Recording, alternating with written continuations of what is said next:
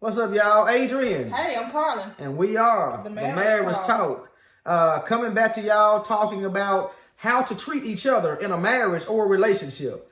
And we just done part one, and hopefully we can get this part two in here to help give you guys some information to help make your marriages and relationships a lot stronger. So we talked about our marriage, that we've been married 22 years and that we Yes. failed miserably. Mm-hmm. I shouldn't say miserably. That's not fair.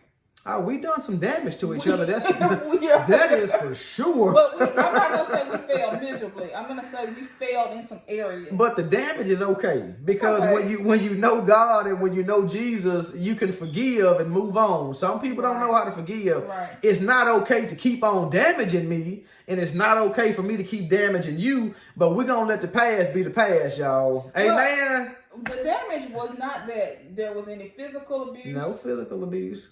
There was no infidelity that I know of. No. It was words. Words hurt. It was the words.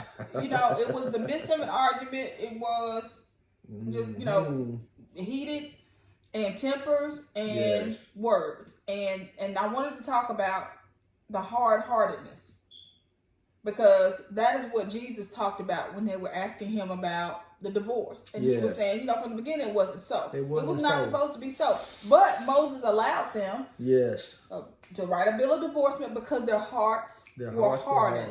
And I found that our conversations with one another when we were in the midst of these arguments, it was because of our hearts. Right. It was pride.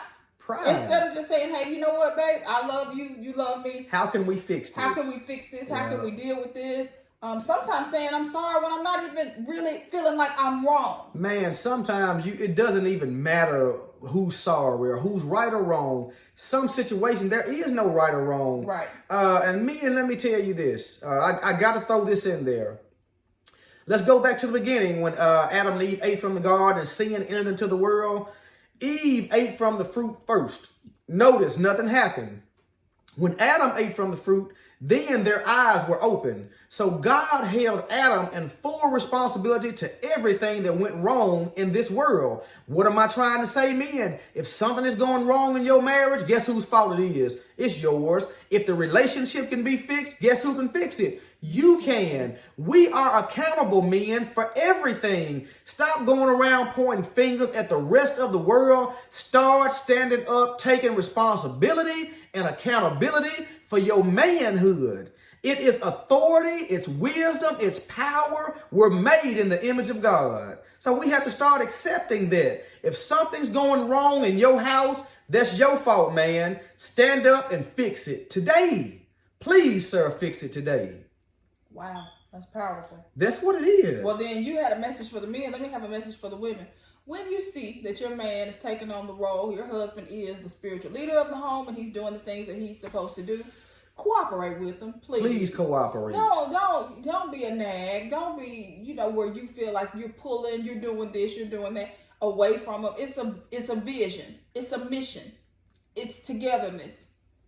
And so you just have to submit and you have to swallow your pride and following and working together. It is okay. It is okay.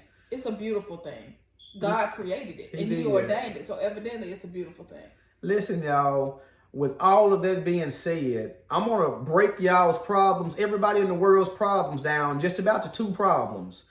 Go ahead. Then those two problems, Three. two and a half, three. Three. My wife said, Sunshine said three. Three. I normally say about 2.5. The first problem is your relationship. The second problem is your money, and the third one can be health. Yeah. The reason I don't say that health is a problem is because health is not ever a problem for us unless we are sick unto death. But the main problem that anybody on this earth is going to have, number one, is going to be a relationship problem. The second problem is going to be money. So when your best friends start calling you talking about, I need to talk to you, something going wrong, do you got 5 minutes to talk? They're going to want to talk about what's going wrong in their relationship, what's going right in their relationship, or they going to want to borrow some money. I just told you that now. Take it for what it is, but that's what it is.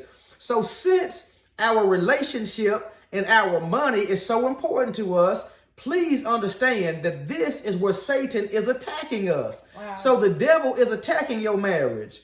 Don't be bamboozled. Don't be fooled. The devil does not want you to be together with your wife. He does not want you and your husband to stay together. He wants you divorced because he wants to divide. Divorce, die, divide. Y'all got it? He wants to separate. That's right. The two of you. When you're supposed to be one. When you're supposed to be one. Right. And he wants to separate you over some little bitty communication problems. Please don't let the devil infiltrate your marriage. And he will. He will. He will. And I think we got to be taught to fight. We have to be taught to fight.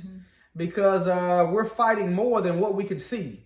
We're fighting spiritual wickedness in heavenly places. Yeah. So we have to constantly be fighting. And that's why I said earlier that we have to have the right attitude. We cannot enter marriages with the attitude that this don't work out, I'll just get me somebody else then. That's why you see folks that's married 1 time, 2 times, 3 times, 4 times, 5 times. Some folk go on a 6, 7 marriage. Right. Because they are entering these relationships and marriages with the attitude and perspective that if it don't work out, hey, I can just go get me somebody else. Right. Hey, throw them away. Go get me somebody else. Hey, have you ever thought to understand and realize that the problem may not be everybody else? It's probably you. It's probably you. You might need to stop and look in the mirror. Let's go back, Abram, to talk about how we're supposed to treat one another. Oh, my God. Because you made... Am I treating you right now, Sunshine? You are treating me right. Don't just say that for... No, you are. Am I really treating you right? You've done great. Well, here, let me get a kiss. Okay. I think I'm treating her right now, y'all. Yeah, am I treating you right? Yes. It's much better. I appreciate it. I feel freer. Our relationship is a better vibe. The Lord has definitely worked out some kinks. It's been awesome, y'all. I can't lie. It has been just really awesome. It is a pleasure to get up every morning and live a life full of greatness, full of peace, full of non-stress, no worries, just undemanding. It's awesome. There's nothing more freeing than having a relationship with Jesus Christ. And he works out all of these kinks in other areas of your life. It is definitely satisfying.